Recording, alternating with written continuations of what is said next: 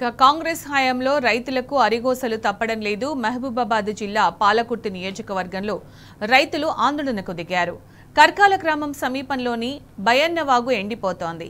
పంట చేతికి వచ్చే సమయానికి నీళ్లు అందక పొలాలు ఎండిపోతున్నాయని రైతులు ఆవేదన వ్యక్తం చేశారు. అధికారులు స్పందించి వెంటనే నీళ్లు విడుదల చేయాలని డిమాండ్ చేశారు.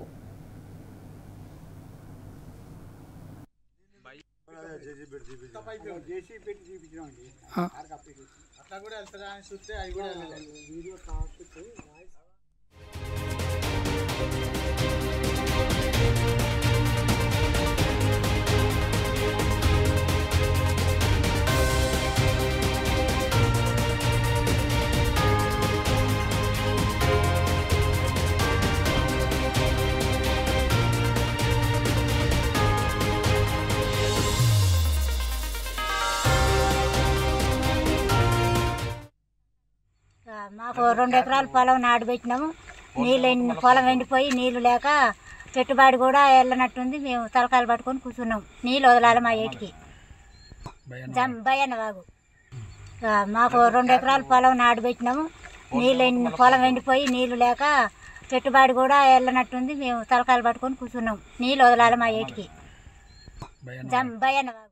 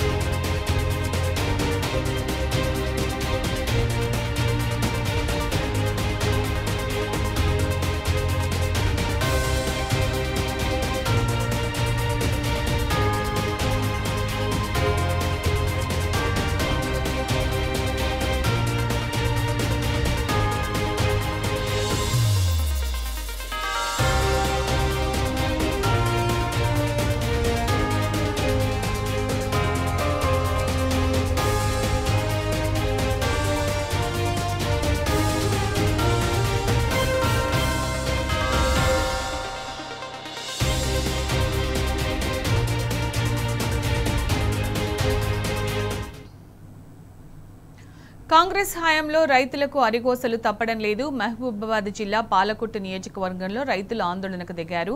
దీనికి సంబంధించిన పూర్తి సమాచారం మా ప్రతినిధి రవికాంత్ అందిస్తారు. రవికాంత్, రైతులు ఏమంటున్నారు?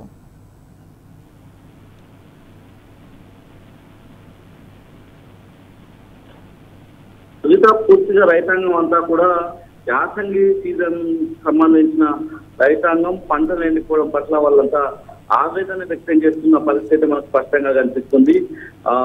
అయితే పాలకుర్తి నియోజకవర్గానికి సంబంధించి వాళ్ళ రైతాంగం అంతా ఒక ఆందోళన బాట పట్టిన సందర్భం అయితే మనకు కనిపిస్తా ఉన్న పరిస్థితి. తొర్రూరు మండలం కర్కాల గ్రామానికి సమీపంలో ఉన్నటువంటి బయ్యన్న వాగు పూర్తిగా ఎండిపోయిన పరిస్థితి.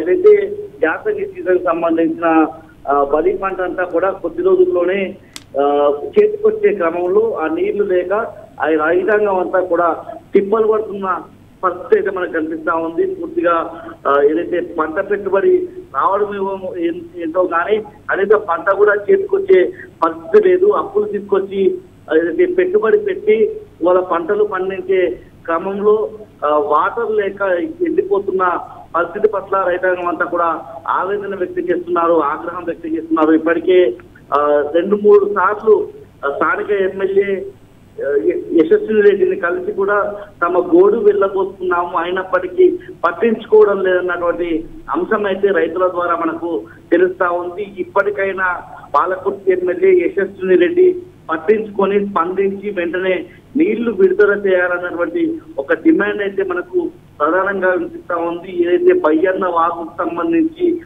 దాని కింద పండేటువంటి భూములు దాదాపు 1000 ఎకరాలకు పైగా ఉన్నట్టుగా కూడా రైతాంగం అంతా చెప్తా ఉన్న పరిస్థితి. ఇప్పటికైనా స్పందించకుంటే ఆ 1000 ఎకరాల్లో పండించేటువంటి వరి పంట అంతా కూడా ఎండిపోతుంది, అది చేతికొచ్చే పరిస్థితి ఉన్నదన్నటువంటి ఆవేదన అయితే వ్యక్తం చేస్తున్నారు. మనం ప్రధానంగా గమనించాల్సిన అంశం మహబూబాబాద్ జిల్లాకు సంబంధించి గత సెప్టెంబర్ నెలలో భారీ వరదల వల్ల అక్కడ వాగులు వంకలు అక్కడ ఉన్నటువంటి చెక్ డ్యాంలు అన్ని కూడా కొట్టుకుపోయిన క్రమంలో ఎక్కడా కూడా నీరు నిల్వలేక అక్కడున్నటువంటి రైతాంగం అంతా కూడా ఇబ్బందులు పడుతూ ఉన్నారు.